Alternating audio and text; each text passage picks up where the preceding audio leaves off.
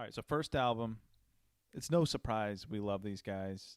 Rage Against the Machine coming at you with the Renegades album. So Renegades dropped, I think, in either Q3 or Q4 of 2000. Q4. It was a Q4? Yeah. Yep. So it was later in the year. All right, so I'll just give kind of a recollection of this when it dropped. So I actually didn't even know this was a cover album until it dropped. And basically what I mean by that is Renegades of Funk was the lead single. I had no clue that was a cover until it dropped. And it's a, Africa Bombata song? Yep. I think it is. Mm-hmm. Great song to lead with because it does fit them. Like, it passes as an original song, like the messaging and the whole sound, obviously. But yeah, we've talked about this band a lot. I think in one of the early episodes I talked about, Rage kind of got me into heavy music. Well, not only did they get me into heavy music, but there's a cover on this album of Minor Threat. They cover In My Eyes. Mm-hmm. And that was a huge segue for me in terms of, all right, you hear Minor Threat, and then, you get tipped off to the Discord discography. And then from there, it goes on and on and on. And like, oh, well, Ian from Minor Threat was friends with Rollins. Okay, so this world just got a whole lot smaller. But yeah, it falls into that theme of just owing this band so much. Like, Mm-hmm. and it gets back to, we talked about it a lot, just being the right age at that time. Because if you're much older, you would have already heard of all those Segway bands, So being 15 and hearing this and going back and looking at all those bands that they cover and on the Discord discography and all that, it was pretty badass. Yeah. Another thought about this album is most covers, when a band covers an album, they often lean into the style of the band they're covering, where this is not the case. These songs are fed into the machine of, no pun intended, of Rage Against the Machine, and it's fucking awesome. Like, I love this album. I'll save the trivia. What do you guys think? Oh, man. You couldn't have said it better. And it's so true because The Ghost of Tom Joad, I think, was the first cover they did, right? I think 3 or 4 years prior to this album dropping. Yeah, 97. Yeah, 97. And it was such a departure of a Bruce Springsteen sound.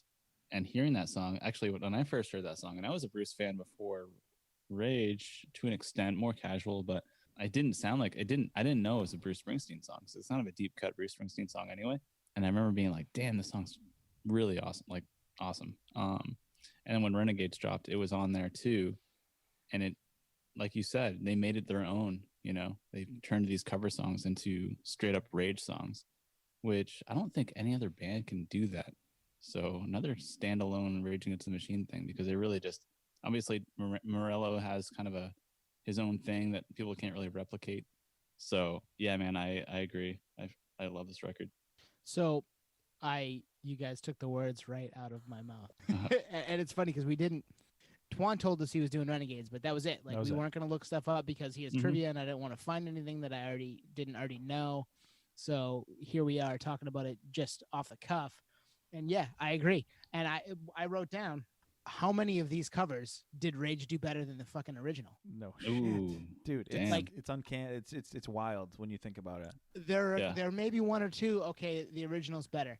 I think Rage fucking killed all of these covers, and it's like, oh yeah, that's how that song was supposed to be. Sorry we did it first. It's now yours, Rage Against the Machine. Maggie's Farm. Oh my god, shit. Yeah. Sorry, Bob. This is now Rage Against the Machine. Yeah. And I'm sorry, Cypress Hill. How I Could Just Kill a Man. Way better for Rage Against the Machine. As cool as it is from Cypress Hill. Man. Sorry, be real. It is way better. Just being real with you. Machine. It is. It is. That was my take home from re-listening to this was that they aren't a cover band. They bend the music to their will, and that's fucking awesome. Yeah. So couple other thoughts before we get into a couple trivia questions. So if you think about when this came out, it came out in 2000. Well, what came out in 99? It was Battle of LA. It came out right after it. So I think if you were paying attention, you could have seen the writing on the wall that this was probably just an album to satisfy a deal. Yep. And they were going to break up. Which in the moment, I'm 15 or whatever, 16, you have no idea. You wouldn't have, yeah. You think there's some legs to that? Yes, and Renegades was such a big song on the radio, and we were 15, 16 years old. So we're just like, oh, cool, this awesome Rage song that we didn't know existed. It's not a Rage song, and the whole album is not Rage songs. So, looking 36-year-old me is like, you idiot. They were done. Yeah, right. They were done being a band. They didn't want to be a band anymore, for whatever reason. And part of it is maybe they're mythologized because they were done then, and they put out 3 amazing records and a covers album that they just dominated, and that's what we got. And maybe it's good that that's what we got. At the same time, they would have been absolutely fucking epic the last 10 years of our lives with all that's gone on in the world. So it's a bummer that they were done then, but you're right. I think that was what it was. It was the writing on the wall that this is over. Yeah, that's an awesome nerd, in-depth kind of detective move, because I think it's actually probably spot on. In fact, we need to find out. We need to get someone from the label or something to figure this out, because it makes sense, because they're not going to put out a greatest hits, so they're going to do something off the. Well, they did the live album, right? And that was probably the 5th. This was probably the 4th of a 5-year 5 album deal, whatever. And that live, whatever it was, the auditorium, Grand Olympic Ballroom. Yeah, that could totally be the case. And it's just so crazy because these covers are just so awesome. Right from the first song, Microphone Fiend, that song kills. Oh, that awesome. cover. Yeah. That one and the bass line at the beginning of I'm Housing. Yeah. Oh, doom, doom, doom. It's just so fucking good. Yep. And the only reason I knew it dropped in Q4, Twan, is because I remember picking it up the day it dropped in December, I believe. December 5th. You December are correct, 5th. sir. Wow. Nice. Yeah. So I remember going to Borders Music out by the mall and seeing it on vinyl and thinking, who listens to vinyl still? Guess who bought it on vinyl today on Discogs? No way. This guy. Did you really? Oh, hell yeah. How much you pay? I was listening to 35, which that's not bad. No. It's 28 everywhere. I mean, when it came out, it was probably 24. And I remember looking at it thinking to my mom, hey, can you, this is something I would like for Christmas. She's like, where the hell are you going to play that? I'm like, you're right. I don't know. I wish I had a first pressing right now, but it is what it is. Oh, that's awesome, dude. I was just thinking we need to have a Nerdery Mythbusters episode where we get like don't give too much away. The A&R dude at Epic, and he comes on for a 15-minute segment or something. All right, you guys want some trivia? Yeah, some trivia. Let's do it. So there's only 2 questions because there's actually not a ton out there on this album, really. All right, so who produced this album? Ooh, can you give us a hint?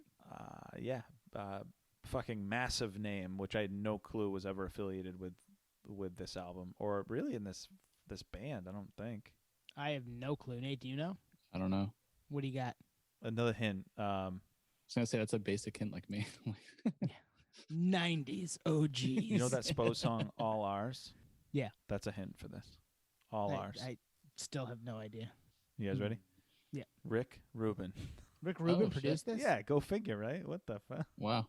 Probably because they were like, hey, we want a producer. And they're like, here's Rick Rubin. And they're like, cool, we don't have to worry about him doing anything. We can just... Sorry, Rick. That's gonna be our thing. I'm shitting on Rick Rubin. And then he comes on the pod. He's like, I listened back, guys. Fuck you guys. That's where we get censored. It was just tone. It was just tone. That's where Spotify pulls the episode. They're like, oh shit. I'm fine with that. So do you guys have anything up about this album, like the playlist, the song track list or anything right now? No, not at the moment. No. If you do, close it out. All right, the other question, it's not really trivia. It's just more testing your memory. There's 12 songs in the album. Name the 12 original artists. Oh, man. Oh, shit. I don't think I can do that. Cypress Hill is How I Could Just Kill a Man. Bruce Springsteen's Ghost of Tom Joad. Maggie's Farm is Bob Dylan. Yep. You Just In My Eyes is Minor Threat. Yep. Shit. Rolling Stones are on there, right? Yep. Yeah, Rolling Stones is Street Fighting Man. No. Yes. Yep. Yeah, Street Fighting Man. Shit. All right, what are we at? 4 or 5? Isn't MC5? MC5 is one of them. Kick Out the Jams. Yep, Yeah. Kick Out the Jams. Yeah. Good call, Nate. Damn, halfway home, guys. guys. Good question.